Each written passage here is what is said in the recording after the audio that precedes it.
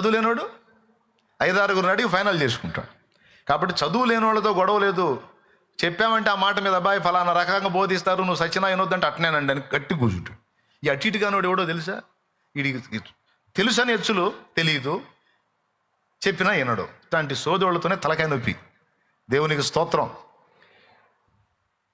కాబట్టి విద్యావిహీనులు అంటే అక్షర జ్ఞానం ఉండి కూడా లేఖనాలకు సరైనటువంటి న్యాయము కలిగే విధంగా నిర్వచనం చెప్పుకునే మంచి మనస్సాక్షి లేని వాళ్ళు విద్యావిహీనులు. వాక్యం వాక్యం వాక్యం అనగానే అబ్బా అతను అంతా వాక్యానుసారంగా మాట్లాడతాడు, అతను వాక్యం చెప్పాడంటే నీ లేఖనాలు కుప్పపోస్తాడని. లేఖనాలు కుప్పబోయటమా కావాలి, కూర్చున్నోడికి అర్థమా కావాలి? మ్యాటర్ కూర్చున్నోడికి క్లియర్గా అర్థం కావాలి కదా, వాక్యం ఉండాలి, దాన్ని వివరించాలి. సాతానుగాడు వాడి దయ్యాలకు కూడా వాక్యం తెలుసు. కాబట్టి మనల్ని దారి మళ్లించడానికి సాతాను వేసేటువంటి ఎత్తులలో ఒక ఎత్తు ఏమిటంటే అబద్ధ బోధ, దుర్బోధ, తప్పుడు బోధ, నకిలీ బోధ. నువ్వు భద్రంగా ఉండాలన్నా, ఇతరులకు బోధించాలన్నా, తప్పుడు త్రోవలోకి వెళ్ళే వాళ్ళని సత్యంలోకి తీసుకురావాలన్నా, సత్యంలో స్థిరపరచాలన్నా ముందు నీకు వాక్యావగాహన ఉండాలి. అందుకే వాక్యానికి ప్రత్యేకమైన ప్రయారిటీ ఇచ్చి వాక్యాన్ని జాగ్రత్తగా వినాలి. చూపించే వచనాన్ని శ్రద్ధగా గమనించాలి. పెన్ను నోట్స్ ఉంటే చక్కగా రాసుకోవాలి. పెద్ద మేధావుల్లో బిల్డప్ ఇవ్వకూడదు. అన్నీ తెలిసిన పెద్ద మహాజ్ఞానాలు చదువు వచ్చి 4 అక్షరం ముక్కలు పొడిచే ఛాన్సు నీకుంటే చక్కగా నోట్స్ పెట్టుకొని రాసుకో. చదువు లేని వాళ్ళకి ఎటు లేదు. పాపం ఏం చేస్తారు, ఆ మాటలే గుర్తుపెట్టుకొని గట్టిగా కూర్చుంటారు. నా మాటలు ఒక మాటలో చెప్పాలంటే చాలా వరకు పాపం చదువు లేని వాళ్ళకి ఒక మాట అందించామంటే గట్టిగా కూర్చుంటారు. అయ్యా ఇట్లా చెప్తారు నమ్మొద్దు, ఇక ఇట్లా ఈ పద్ధతిలో ఇలా ఉండిపోండి అంటే అట్టనేనయ్యా అంటారు. మరి అట్లయితే పేతురు రాసిన పత్రికలో విద్యావిహీనులు, లేఖనాలు అపార్థం చేస్తారని ఉంది, చదువు లేని వాళ్ళు అపార్థం చేస్తారని విద్యావిహీనులు అంటే చదువు లేనోళ్ళు అని అర్థం కాదు. అసలు చదువు లేనివాడిని మనం కట్టడి చేయొచ్చు. ఏమి తెలియనోడు మనం ఏ చెప్పినా వింటాడు. బాగా చదివినోడి దగ్గర మనం నేర్చుకోవచ్చు. నా దృష్టిలో విద్యావిహీనుడు అంటే ఏంటో తెలుసా? వాడు సరైన చదువు చదవడు, వాడు అటు ఇటు కాని చదువు చదువుతాడు. వాడికి తెలియదు, ఒకటి చెబుతున్నాడు. అరే నేను చదువుకున్నాను చెబుతున్నాను, నాకు కూడా వచ్చలే చదువు అంటాడు. పల్లెటూరు వాళ్ళ కాలికి పేడ అయిందనుకో, పల్లెటూరు వాడికి కాలికి పేడ అయిందనుకో, చూస్తాడు ఏదో పేడైనట్టుందిరా అని. చీకట్లో నడుచుకుంటూ వెళ్తున్నాడండి, పేడగడ్డి మీద కాలు వేసాడు. ఏం చేస్తాడు, మెత్తగా దిగిద్ది కాలు. దిగినప్పుడు ఏదో ఒక బండో రాయో చూసుకుంటాడు, పోయి ఆ కాలుని అక్కడ క్లీన్ చేసుకుంటాడు, వెళ్ళిపోతాడు. ఎందుకంటే ఆ రోడ్డు మీద పగలు ఏం తిరుగుతాయో వాడికి తెలుసు. గేదెలు తిరిగితే పేడగడ వేసినట్టుంది, పేడగడ మీద కాలు వేసాను చీకట్లో అని అట్లా అని వెళ్ళిపోతాడు. అదే పట్నం వాడు పల్లెటూరుకు పోయాడు అనుకో, అదేవిధంగా నైట్ కడి మీద కాలేసాడు అనుకో, నా కాలేందరా ఏందో మెత్తగా ఉన్న దాని మీద పడింది, ఇంతకీ మెత్తగా ఉన్నది ఏంది ఇది, తడి తడిగా మెత్తగా ఉంది ఏంది ఇది, కాలు అలా పెట్టగానే దిగిపోయింది అని డౌట్ వచ్చింది. ఇది పేడకడే లేకపోతే మనుషులు అసలు ఏంటిది అని వాడేం చేస్తాడు తెలుసా? ఆ కాలుకైన పేడ చేతికి పూసుకుంటాడు. కాలికైన పేడ చేతికి పూసుకొని చేతిని తీసుకొచ్చి ముక్కు దగ్గర పెడతాడు. బ్యాలెన్స్ మిస్ అయితే ముక్కు కూడా అయింది కాస్త. అది ప్రాబ్లం. పల్లెటూరు వాడికి ఒకటే మోటు గుర్తు, రోడ్డు మీద గేదెలు తిరిగితే మనుషులు ఇక్కడ ఎందుకు చేస్తారు కాబట్టి గేదెల పేడ అట్లా క్లీన్ చేసుకుని వెళ్ళిపోతారు. ఈడు అట్ట కాదు, 3 చోట్ల పూసుకుంటాడు మొత్తం.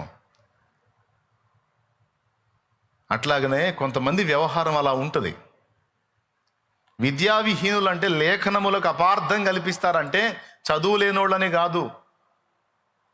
అక్షర జ్ఞానం ఉంది కానీ లేఖనానికి న్యాయమైన నిర్వచనం చెప్పే మంచి మనస్సాక్షి లేనివాడు విద్యావిహీనుడు. అది దానికి నిర్వచనం.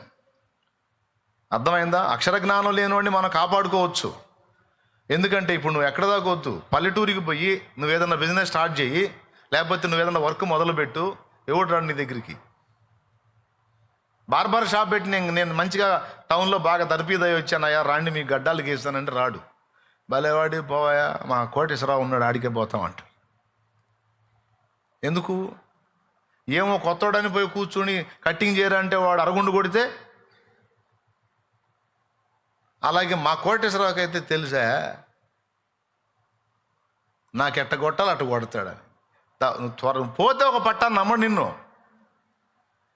ఎందుకంటే ఈ సంవత్సరాల నుంచి చేయించుకుంటున్నాను, ఇవాళ వచ్చి నువ్వేదో నేను బాగా చేస్తాను, నేను అట్లా చేస్తా ఇట్లా చేస్తా అంట కొడితే గ్యామర్ దెబ్బతిందు అని ఒక పట్టాన్ని నమ్మరు. నేను పోయి కమ్మరి పని మొదలు పెట్టాను, రండి నా దగ్గర వస్తువులు చేస్తానంటే రారు. ఎందుకయ్యా, మా వెంకయ్య ఉన్నాడు కమ్మరి వెంకయ్య అంటాడు. నేను కుమ్మరి కుండలు చేస్తాను రాండి అంటే ఎందుకయ్యా, మా సుబ్బయ్య ఉన్నాడు కుమ్మరి సుబ్బయ్య అంటాడు. ఒక పట్టాన నీ కనెక్ట్ అవడో, నీ కనెక్ట్ అవ్వాలంటే సంవత్సరాలు పట్టుద్ది.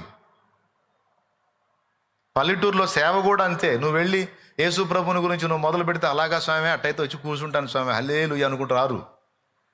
ఫస్ట్ నిన్ను చూస్తారు, నీ గురించి అబ్జర్వ్ చేస్తారు, నిన్ను అన్ని విధాలా పరిశీలన చేస్తారు. నీలో ఆ దేవుని తత్వము, ఆ వ్యక్తిత్వము, ఆ పవిత్రత, ఆ భక్తి, ఆ ఆత్మీయత కనపడితే బాధ లేదన్న ఉన్నోడు వచ్చి అయ్యో ఎందు 2 ముక్కలు నువ్వు ఏదో చేస్తున్నట్టున్నావుగా స్వామి, నా గురించి కూడా కథ చెప్పయ్యా అడుగయ్యా అంటాడు. కానీ నీ కనెక్ట్ కాడు. అతడు నీకు కనెక్ట్ అవ్వాలంటే చాలా టైం పట్టిద్ది, చాలా ఓర్పు కావాలి. గ్రామ సీమలలో సేవ. ఎందుకో తెలుసా? చదువు లేని వాళ్ళు అందరినీ గుడ్డిగా నమ్మరు. ఎక్కువ దెబ్బతినేది చదువుకున్నోళ్ళే. నా బాధ అది. అర్థమైందా? చదువు లేనోడు బస్సు ఎక్కాడంటే 20 మందిని అడుగుతాడు. బస్సు పోయిందాక టికెట్ తీసుకొని కూడా కండక్టర్ దగ్గరికి వచ్చేటప్పటికి 5 అడుగుతాడు. ఏమంటే ఇది మన ఎవరు పోయిద్దా అంటాడు. అవురేగా పోయిద్ది అంచోత ఇటు తలగీరాడు అని డౌట్ వచ్చింది. ఈడేందిరా అనుమానంగా తలగీరాడు అని ఇంకొకటి అడుగుతాడు. పాదండి అంటాడు ఈ ఫస్ట్ ఈడ్ని. పోయిద్ది అవునే కదా పోయిద్ది అంటాడు. వీడి అనుమానంగా తలగీగాడు ఏందని ఇంకొకటి అడుగుతాడు. ఏమంటే ఇది గణపవరం పోయిద్దా లేదా గన్నవరం పోయిద్దా? పోయిద్ది. గన్నవరం అంటే విజయవాడ అవతలదేగా. పోయిద్ది. వాళ్ళు ఈడు అనుమానం విజయవాడ అవతల అన్నాడంటే ఇంకేడ ఉన్నాయో. కండక్టర్ దగ్గరికి వచ్చేసరికి ఈ 5-6 అడుగుంటాడు చదువులేనోడు. చదువు వచ్చినోడు లేదు గన్నవరం అనగానే కూర్చుంటాడు. కండక్టర్ దగ్గరికి వచ్చిన దాకా గన్నవరం ఒకటి కొట్టండి. అప్పటికి బస్సు పోయేది 5-6 కిలోమీటర్లు అనుకో. టికెట్ తీసుకుంటే చదువుకున్నాడు గన్నవరం అని ఎక్కారు. ఫలానా గన్నవరమే కదా అంటే భలేవాడు అయ్యా అది ఏ గన్నవరం, ఇది పీ గన్నవరం దిగవా అంటాడు. గన్నవరం ఉందిగా అంటే ముందు పీ గన్నవరం లేదా? అది చూడలేదండి నేను. చూసుకోవాలిగా మరి మీ ఆడ మాకు దిగిపో అంటాడు కండక్టర్. చదువు లేనోడు 5-6 అడిగి ఫైనల్ చేసుకుంటాడు. కాబట్టి చదువు లేనోళ్ళతో గొడవ లేదు. చెప్పామంటే ఆ మాట మీద అబ్బాయి ఫలానా రకంగా బోధిస్తారు, నువ్వు సచ్చినా వినొద్దంటే అట్నేనండి అని గట్టి కూర్చుంటాడు. ఈ అట్టిటిగానోడు ఎవడో తెలుసా? వీడికి తెలుసని హెచ్చులు తెలియదు, చెప్పినా వినడు. ఇట్లాంటి సోదరులతోనే తలకాయ నొప్పి. దేవునికి స్తోత్రం. కాబట్టి విద్యావిహీనులు అంటే అక్షర జ్ఞానం ఉండి కూడా లేఖనాలకు సరైనటువంటి న్యాయము కలిగే విధంగా నిర్వచనం చెప్పుకునే మంచి మనస్సాక్షి లేని వాళ్ళు విద్యావిహీనులు.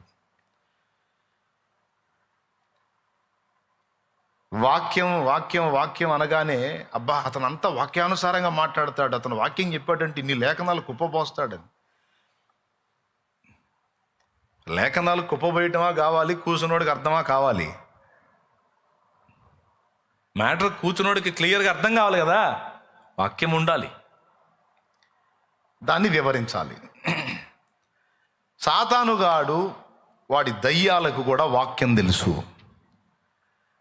కాబట్టి మనల్ని దారి మళ్లించడానికి సాతాను వేసేటువంటి ఎత్తులలో ఒక ఎత్తు ఏమిటంటే అబద్ధ బోధ, దుర్బోధ, తప్పుడు బోధ, నకిలీ బోధ.